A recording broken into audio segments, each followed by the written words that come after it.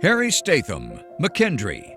Upon his retirement after a 52-year career at McKendree University, Harry Statham had coached more games, 1,635, and won more games, 1,122, than any four-year men's or women's coach in the history of college basketball.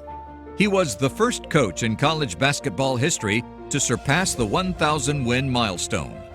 In his tenure at McKendree, Statham led the Bearcats to 12 American Midwest Conference championships and postseason play 40 times.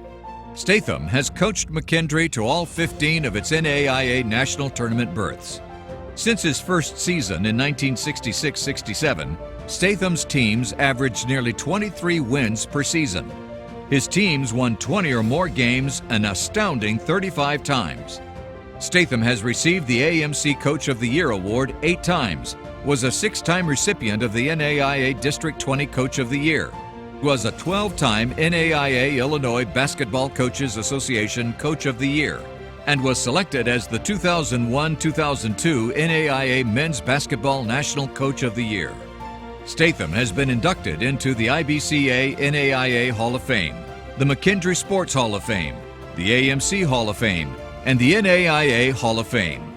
Statham was recognized by the NABC with the Guardians of the Game Leadership Award, and the United States Sports Academy presented him with its Distinguished Service Award. Additionally, Statham was named to the NAIA's 75th anniversary team. Also, the Lebanon City Council honored Statham by renaming a roadway on the McKendree campus, Harry Statham Way, while McKendree University renamed the university's gymnasium the Harry M. Statham Sports Center. In 2018, Small College Basketball created the Harry Statham Coach of Impact Award in his honor. Harry Statham, McKendree, and inductee into the class of 2022 of the Small College Basketball National Hall of Fame.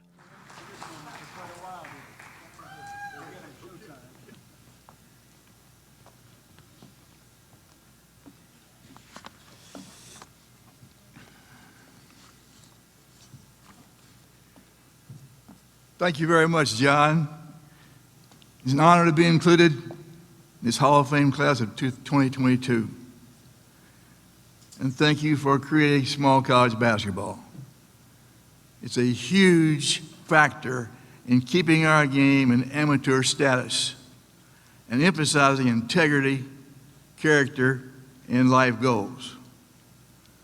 Most of the Hall of Fame coaches I have heard speak talk about their father working with them early and the basketball goal court in the backyard. My background and preparation for a basketball coaching career was very different. My father was a welder for the Illinois Central Railroad in Kentucky. The 1937 flood created a disaster zone. And during the cleanup period, he came down with pneumonia, which was fatal. This was before penicillin. He was buried at 3 o'clock, and I was born at 8 the same day. My mother and I lived with her parents on a small farm outside of Brookport, Illinois, short to Cross River in Paducah, Kentucky, 8 miles away. I attended a one-room country school, 10 students total, 2 in the first grade, me. Our teacher was an older gentleman, very strict, but excellent teacher. The summer after my first year in grade school, my grandfather became a policeman in Brookport. So we moved into the city. My next door neighbor, Lynn Smith, became my best friend. He's 3 years older, big, strong, and very athletic. I had never heard of basketball or baseball, but he was extremely good in both. He was very patient, an excellent teacher. We played every day. He spent hours teaching me fundamentals. I loved it. He became a successful high school coach.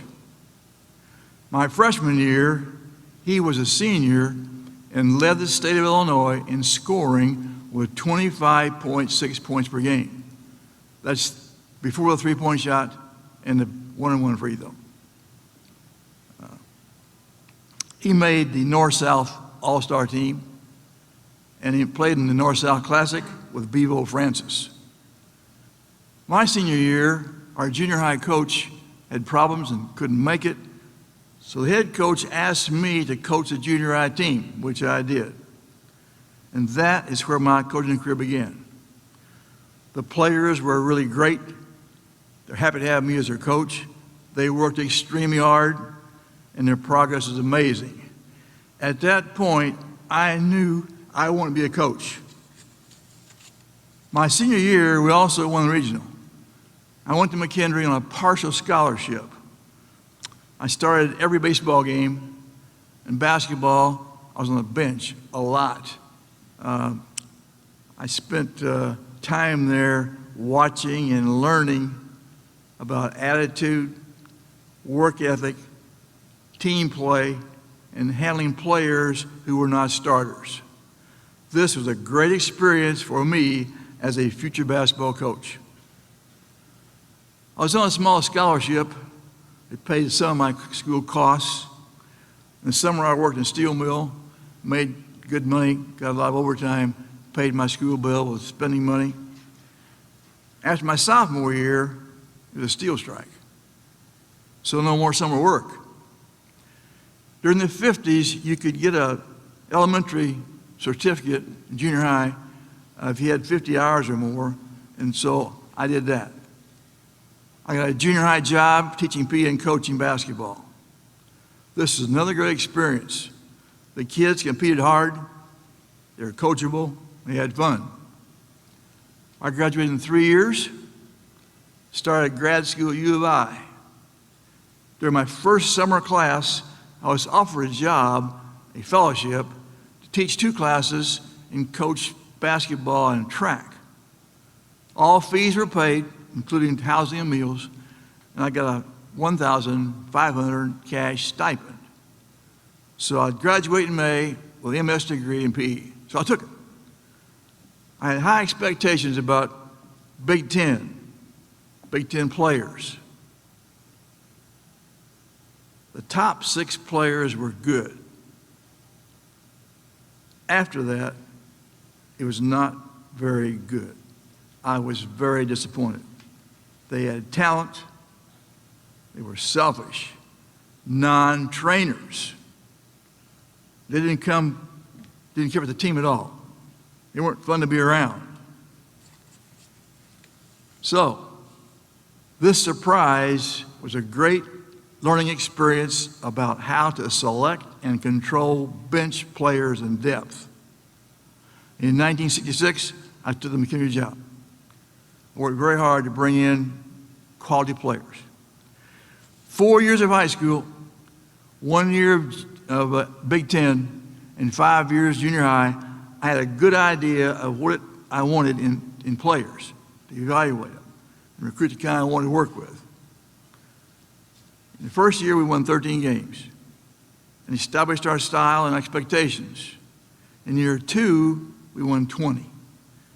I never looked back. Following a 52-year career in college coaching, I was more convinced that the key to successful coaching for me was and still is recruit players with high character, solid academics, and team players who will work hard. We put heavy emphasis on making good decisions. Our players really identified with stay out of the gray area. If you're not sure, don't do it. I look back at our players and teams with pride, what they've done, accomplished on the court, in their personal lives. I'm so grateful for our loyalty and support of our assistant coaches, players, fans, and boosters. They are a big reason for our success. And finally, I want to thank my wife, Rose, for all she has done to help me in my whole career. She's always there.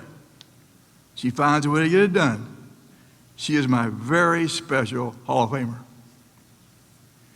John, what you have done to preserve and promote basketball is amazing. I'm confident that you have done what you have done and promote basketball is, check it out. I'm confident you will continue to provide extraordinary leadership. And I would just say, coaches, let's get behind John, give him our support, and achieve his goal. So have a great year, everyone. Thank you so much.